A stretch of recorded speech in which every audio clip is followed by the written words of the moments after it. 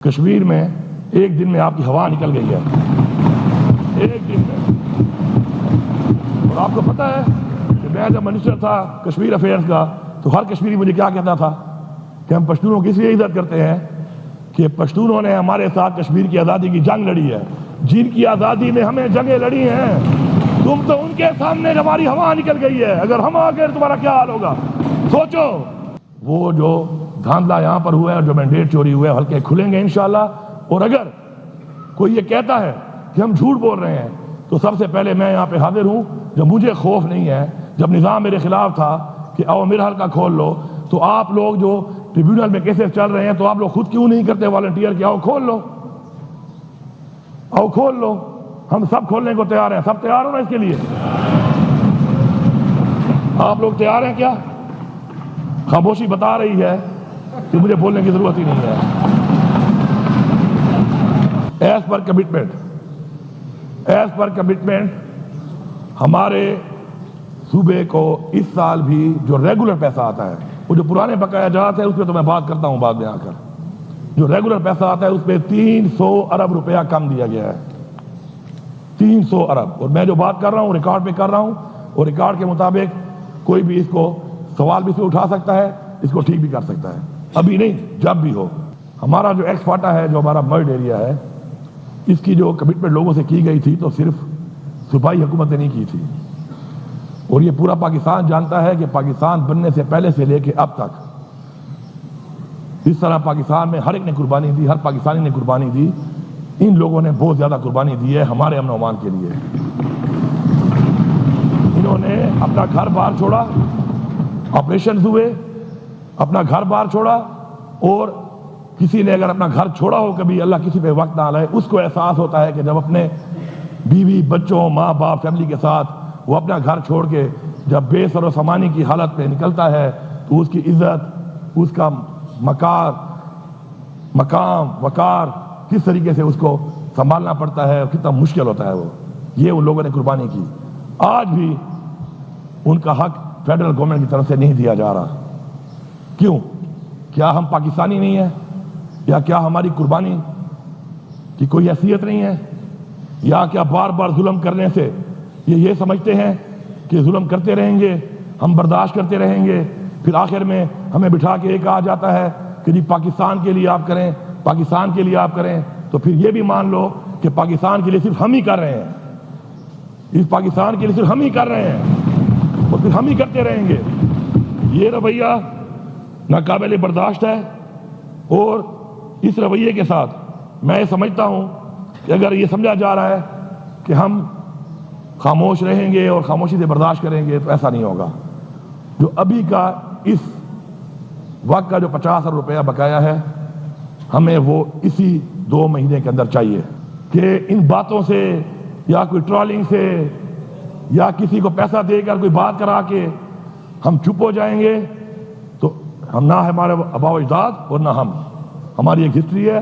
انشاءاللہ ہم حق لینا بھی جانتے ہیں، ہم نے لے کے دکھایا بھی ہے، قربانی بھی دی ہے، اور کس طرح دی ہے وہ بھی سامنے ہے، کس طرح حق لیا ہے وہ بھی سامنے ہے، کس سے ٹکر لی ہے وہ بھی سامنے ہے، کس کو ٹکر دے کے کہاں سے نکالا ہے وہ بھی سامنے ہے۔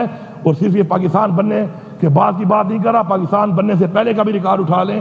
الحمدللہ ہمیشہ کہتا ہوں کہ اگلے کی ہسٹری دیکھو، اس کی باتوں پہ یقین نہ کرو، ہماری ہسٹری یہاں ہے، ہم اپنی ہسٹری کو اسی طرح ہی چلائیں گے، پھر جس طرح ہمارے آباء و اجداد نے چلا کے ہمیں ثابت کیا اور ہمیں ڈائیورٹ کیا اس چیز کو کہ پھر اگر ایسے نہیں تو ایسے صحیح، تو ایسے نہیں اور ایسے صحیح کا وہ فارمولہ ہمیں آتا ہے، ہماری رگوں میں ہے، ہمارے خون میں ہے، تو اس فارمولے کی طرف لے کے نہ جاؤ، اور بار بار ریکویسٹ جو ہے نا وہ نہیں کی جاتی۔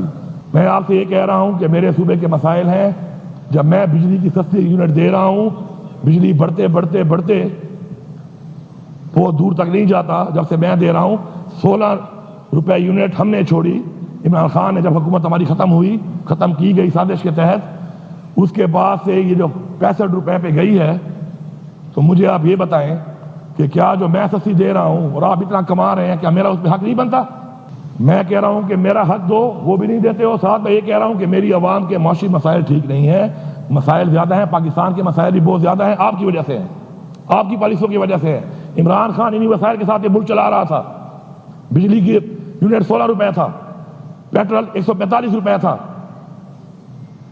کاروبار آپ کے سامنے تھا کتنا چل رہا تھا، روزگار ماشاءاللہ روزگار کتنا چل رہا تھا، انڈسٹری چل رہی تھی، ڈالر کا کیا ریٹ تھا۔ آپ کے آنے کے بعد ہمیں آپ کہتے ہیں کہ ہم نالائق ہیں، ہم نااہل ہیں۔ یہ منہ زبانی کہنے سے نہیں بنتا، آپ کا کردار اور آپ کا ماضی بتاتا ہے۔ آپ ملک کو یہاں تک لے کے آئے، وہ پیسوں میں مجھے کچھ نہیں مل رہا، میں اتنے میں بجلی دے رہا ہوں، اس کا بھی مجھے وہ والا اس حساب سے جو شیئر تھا وہ نہیں مل رہا کہ کس نے کتنے بنگلے بنائے، جائیدادیں خریدی، منی لانڈرنگ کی، وہ ریکارڈ موجود ہے، کئی لیکس موجود ہیں، ان میں نام آئے ہوئے ہیں جس کے بھی ہیں۔ اب اگر میں چاہتا ہوں کہ میں اس عوام کو ریلیف دیتا ہوں، ہم ریلیف کیا نہیں دے رہے؟ کیا ہم ریلیف نہیں دے رہے؟ احساس پروگرام کیا ہے؟ ریلیف ہے۔ BIS بھی کیا ہے؟ ریلیف ہے۔ ابھی ہم نے رمضان میں 10 کروڑ روپے دیا، ریلیف تھا۔ تو اگر میں ریلیف دیتا ہوں، کہتا ہوں کٹوتی کر لو، تمہیں کیا تکلیف ہے؟ اس کا مطلب ہے تمہاری بدماشی ہے کہ نہ پیسہ دیتے ہو، نہ کٹوتی کرتے ہو، نہ مجھے ریلیف دینے دیتے ہو، اور تم میری بجلیاں کاٹتے پھرو گے، اور تم میرے صوبے میں یہاں پہ پھرو گے۔ ایسا نہیں ہے۔ کسی بلڈنگ میں جانا، اپنی ذات کے لیے جاؤں گا تو بالکل جرم ہے، جب عوام کے لیے جاؤں گا یہ سب ساتھ جائیں گے، یہ جرم نہیں ہے، یہ حق ہے۔ یہ وابڈا کے آفس میرے صوبے میں ہے، اس صوبے کے اندر جو بندہ بیٹھے گا وہ اس صوبے کے لوگوں کی خدمت کرے گا، وہ اس صوبے کے ریلیف دلائے گا۔ نہیں دلا سکتا، پھر میں ٹیک اوور بھی کر سکتا ہوں، پھر میں ظلم کرنے والوں پہ FIR بھی کر سکتا ہوں، میں ان کو اندر بھی ڈال سکتا ہوں، اور میں یہ آپ کو دکھاؤں گا میرے ساتھ اس صوبے میں بات کیے بغیر کسی کا باپ بھی ٹیکس نہیں لگا سکتا۔ یہ میں فلور آف دا ہاؤس کہہ رہا ہوں۔ میرے لوگوں پہ آپ ٹیکس لگاؤ گے، میرے لوگوں کو جو اسٹیک ہولڈر ہیں ان کو آن بورڈ نہیں لوگے، صوبے کو آن بورڈ نہیں لوگے، لا اینڈ آرڈر کا مسئلہ میرے لیے بنے، پیسے تمہاری جیبوں میں جائیں، تم وہ پیسے لوٹو، کھاؤ، مجھے حق بھی نہ دو، اور میں بیٹھ کے آرام سے تمہیں چھوڑ دوں گا۔